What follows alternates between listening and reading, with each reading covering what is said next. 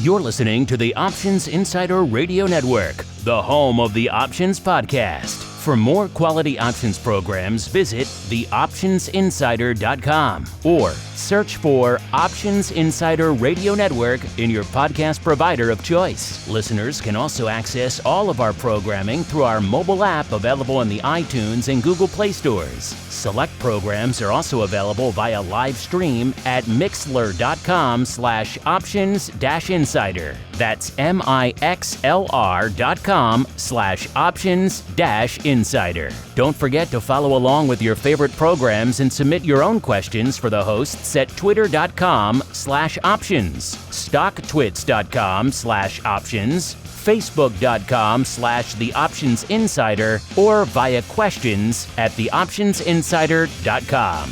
The Options Insider Radio Network is sponsored by Fidelity Investments. At Fidelity, you'll always get a great value for your options trades. And with powerful investing tools that provide clear next steps, plus independent research and a wide range of investment types, we can help you make better trading decisions. Learn more about options trading with Fidelity at fidelity.com/options. Options trading entails significant risk and is not appropriate for all investors. Certain complex option strategies carry additional risk. Before trading options, contact Fidelity Investments by calling 800-544-5115 to receive a copy of the characteristics and risks of standardized options. Fidelity Brokerage Services, LLC, member NYSE SIPC. Good morning, traders. This is your Options News Rundown for Wednesday, December 26th. First up is a story from Reuters. Oil rebounded from recent losses this morning, gaining more than 1% on perceptions that a price slide to 2017 lows prompted by economic worries had gone too far too fast. Crude has been caught up in wider financial market weaknesses as the U.S. government shutdown, higher U.S. interest rates, and the U.S.-China trade dispute unnerved investors and exacerbated worries over global growth. Brent crude, the global benchmark, was up $1.51 or 3% to $52 as of 11 a.m. Eastern Time today. It earlier fell to $49.93, its lowest since July 2017, after a 6.2% slide in the previous session. U.S. crude was up and gained $1.79 or 4.2% to $44.31. While economic worries have waned, the outlook is not as weak as it was in 2016 when a supply glut built up because OPEC this time is trying to prop up the market. Concerned about a new glut, OPEC and its allies, including Russia, decided earlier this month to cut production in 2019, unwinding a June decision to pump more oil. The combined group plans to lower output by 1.2 million barrels per day next year. Next, we have a story from CNBC. Retail is having its best holiday shopping season in 6 years, according to early data tracking consumers' purchases. Sales in the U.S. from November 1 through Christmas Eve were up 5.1% to more than $850 billion, according to MasterCard Spending Pulse.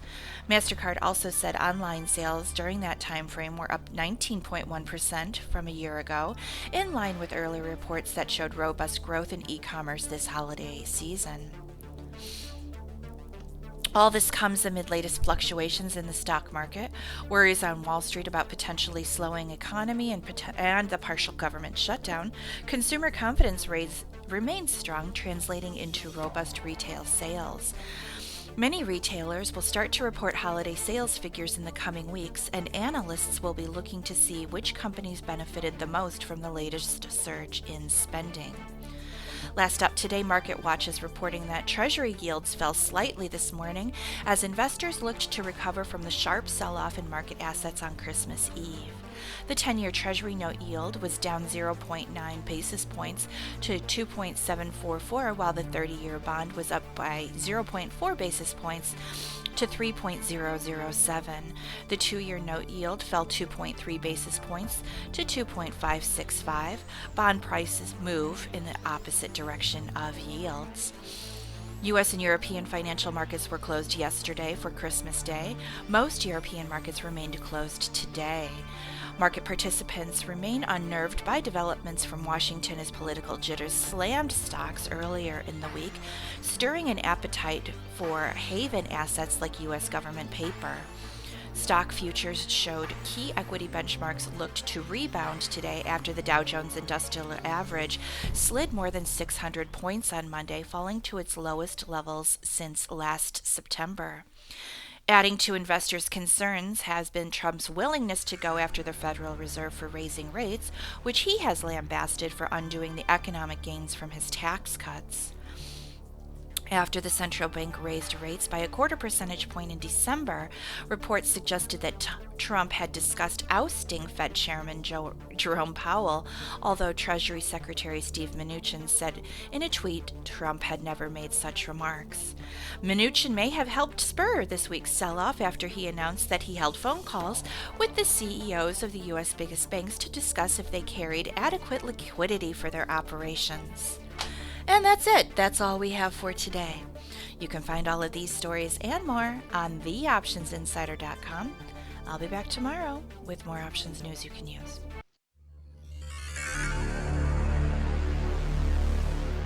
Thank you for listening to the Options News Rundown. To learn more about these stories or any other developments from the world of options, visit www.theoptionsinsider.com, the premier source for free options information. The Options News Rundown is brought to you by Market Taker Mentoring, the leader in option trader education. Get trader education, daily trade ideas, and more with a free 1-week trial of Market Taker Mentoring's live Advantage group coaching class by visiting markettaker.com/insider.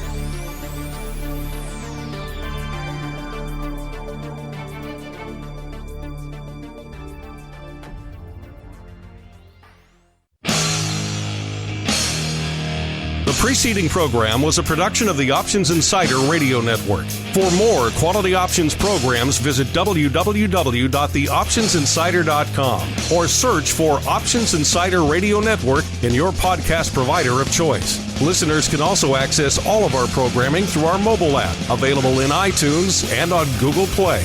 Don't forget to follow along with your favorite programs and submit your own questions for the hosts at twitter.com/options, facebook.com/theoptionsinsider, or via questions@theoptionsinsider.com.